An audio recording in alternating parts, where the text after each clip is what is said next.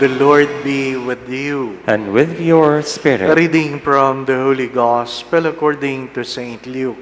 glory to you, O Lord.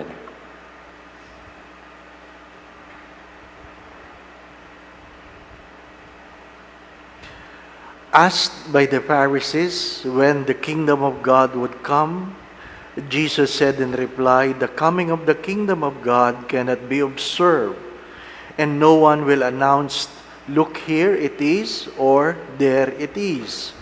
For behold, the kingdom of God is among you." Then he said to his disciples, "The days will come when you will long to see one of the days of the Son of Man, but you will not see it. There will be those who will say to you, 'Look, there he is,' or 'Look, here he is.' Do not go off, do not run in pursuit.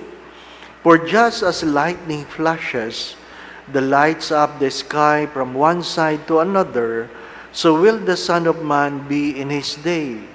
But first he must suffer greatly and be rejected by this generation."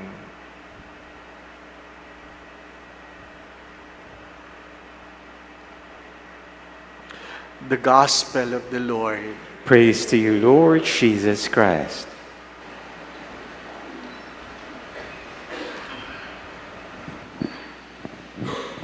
If you have listened carefully to the first reading, St. Paul humbly said, "I am old. I am old." The book of Psalms says, "If you know that your days are numbered, you will grow in wisdom." Knowing that your days are numbered, you will grow in wisdom. As I've said many times, the readings in these few days before the celebration of the solemnity of the Christ the King would speak either of death, judgment, or end times. That's why it's good to remind ourselves, especially those who are old, and even those who cannot accept that they are old, that your days are numbered. Many times I have said this, life is only 70, 80 for those who are strong. As the Psalm said, maiksi lang ang buhay. Some live long, but no one is stayed forever. 62 na ako, kung makaka-80 ako, 18 na lang. Malapit na. Ito ang mukhang 18 na lang. Pero kayo, yung mukha ninyo, mukhang mas maliit na lang. Ano po? What do you plan to do? The first reading speaks of what in Tagalog? Ang habilin ni San Pablo. Ang habilin, naghahabilin na siya. Anong ihahabilin mo kung meron? Anong ihahabilin mo? Kanino? Ano ang ipapabaon sa iyo? As I've said many times, we came to this world with nothing, we will leave this world with nothing. Hopefully, we will be able to leave behind a legacy. My dear friends, my brothers and sisters, sabi nga doon sa isang kasabihan,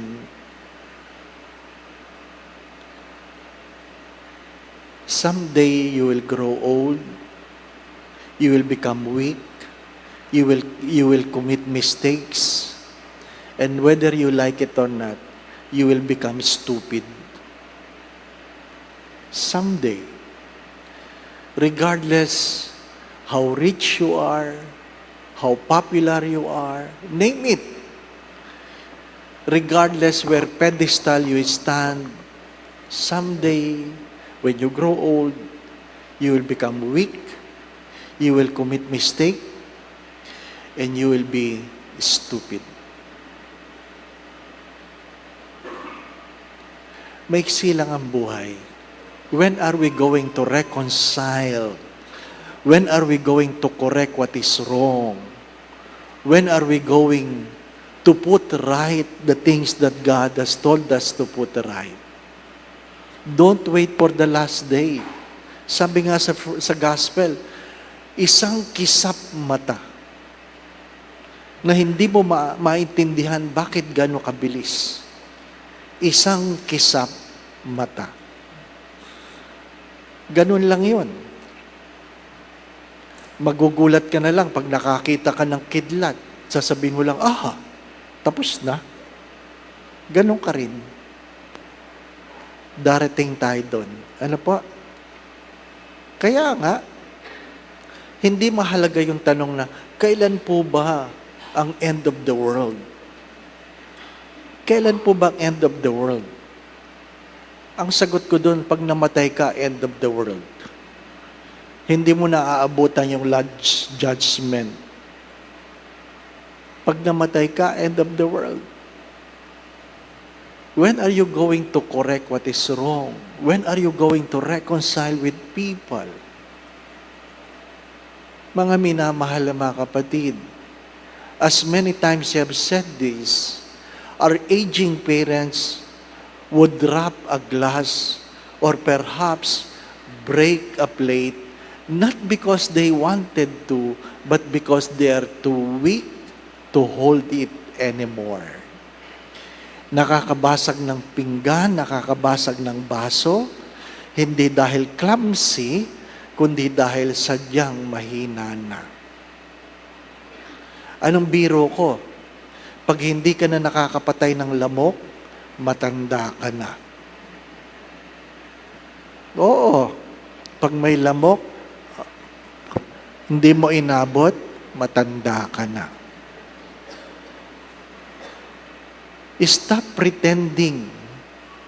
Kaya nga nung palagi sinasabi, eat your food as your medicine, or else you will make your medicine as your food.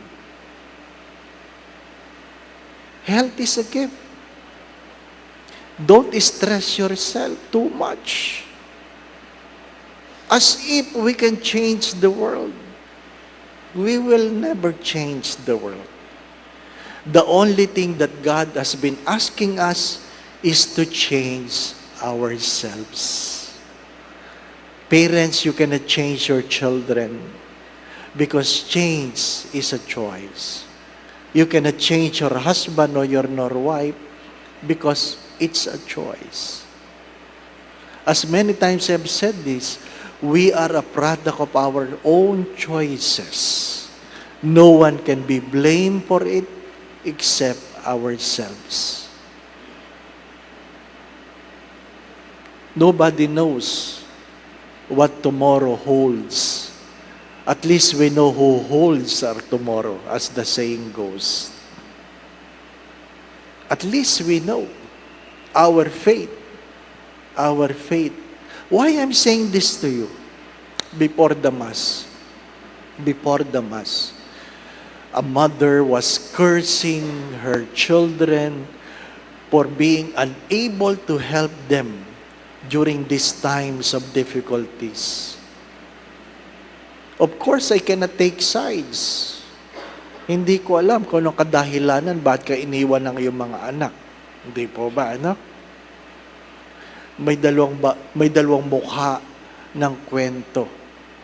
Kaya nga, matuto kayo, huwag kayong kakampi. Kasi hindi nyo alam ang buong katotohanan. My dear friends, my brothers and sisters, palaging pinapaalala sa mga pari tuwing magmimisa that this will be your last Mass, your only Mass, your first Mass. Because you do not know if you can still say Mass tomorrow. Take the opportunity to do the things you need to do today, what you can do today, for tomorrow is not a promise. And yesterday will never return again. Ang kahapon, hindi na magbabalik. Ang bukas, walang nakakaalam. Ang meron lang tayo ay ngayon. Sabi ko nga sa retreat ng mga bata, sa aming night prayer, sabi ko, you pray this, Lord, grant us a restful night and a peaceful death. Walang natulog nung gabi. Bakit kailangan sabihin yun, Father? Because every time we close our eyes in the evening, you do not know if you can still wake up tomorrow. Be grateful. Mahirap yung natulog kang masama ang loob, no? Maiksi lang ang buhay. Husbands and wives, pag kayo mas matanda na, you kiss more often. You hug more often. Ha? Halikan mo ng pagkasarap-sarap. At sasabihin mo, talagang mamimiss kita. Yun. Sasabihin sa'yo ng asawa mo, bakit? Saan ka pupunta? Feeling mo ba mamamatay ka na? Ang sagot doon ay, hindi, ikaw. My dear friends, my brothers and sisters, kidding aside, even the saints has to accept. By the way, Jesus lived only for 33 years. If you have lived more than 33, you have lived long enough. Amen. My dear friends, my brothers and sisters, life is short, death is certain. Some live longer, but nobody stayed forever. Saint Augustine have said this, the moment you are born, you start dying. The late Cardinal Bernardin, knowing he has a cancer, since that day, he started to befriend death. As he write his book, Befriending Death. So that when it comes, you will not be afraid. Maiksi lang ang buhay.